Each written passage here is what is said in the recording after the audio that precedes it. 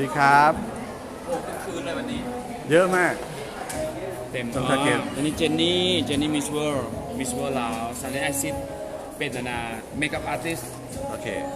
ครับเรียบร้อยดีเนาะทุกอย่างงามดีตะกร้านตาไปด้วยสาวงามได้ไหมได้เลยได้อยู่นะสวัสดีครับของเพจเยี่ยมมากคนเยอะพี่ โอเคเลยนะเยียบเลยคือครั้งเลยซุปเปอร์สตาร์หมดครับอันนี้เพจมงวาไรตี้เพจแรกนะครับถ่ายเลยมื้อนี้ถือว่าคึกคืนเลยเราบรรยากาศคึกคืนน้องๆมีแต่คนงามเลยหลายตัว100 กว่าคนถือว่าประทับใจหลายใครที่มานี่ใครบ่ได้มาเราพลาดเลยเพราะว่ามงกุฎนี่ได้ข่าวว่าหลายกว่า80 ล้านกีบว้าวมูลค่าแล้วก็โบวีหลอกเจ้าของงานบอกเลยโบวีหลอกโบวีเด็กเซ็ตใครมาได้เลยคือใจกรรมการเอาไปเลยโบวีเด็กเซ็ตนะกินประชุมกันกิน11 คนเนาะบอกว่าเวทีนี้โบมีคนไทยคนนั้นได้คือผู้ให้เลย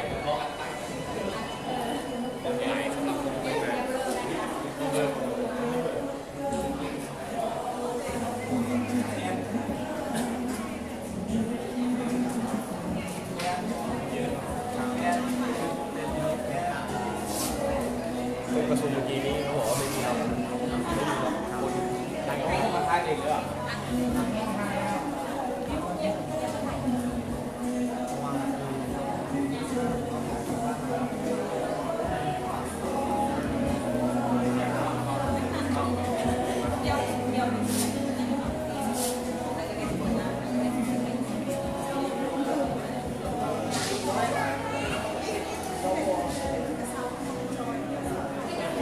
จับเลย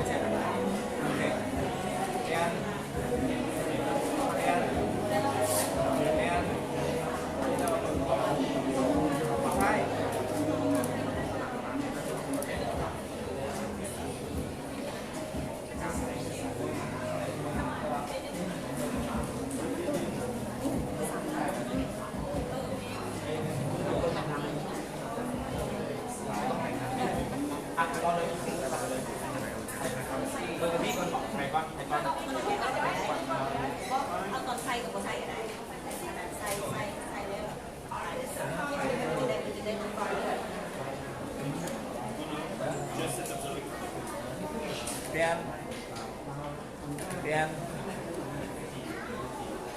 ยนคนสุดท้ายเอฟ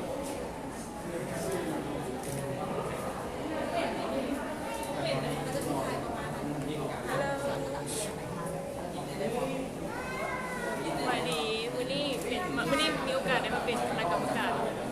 โพสต์นิสทีนลาวอยากให้คนมาติดตามแล้วก็เป็นกำลังใจให้น้องๆที่ว่าอยากตามหาความฝันอยากให้ทุกคนมาสอนเป็นกำลังใจให้น้องๆเลย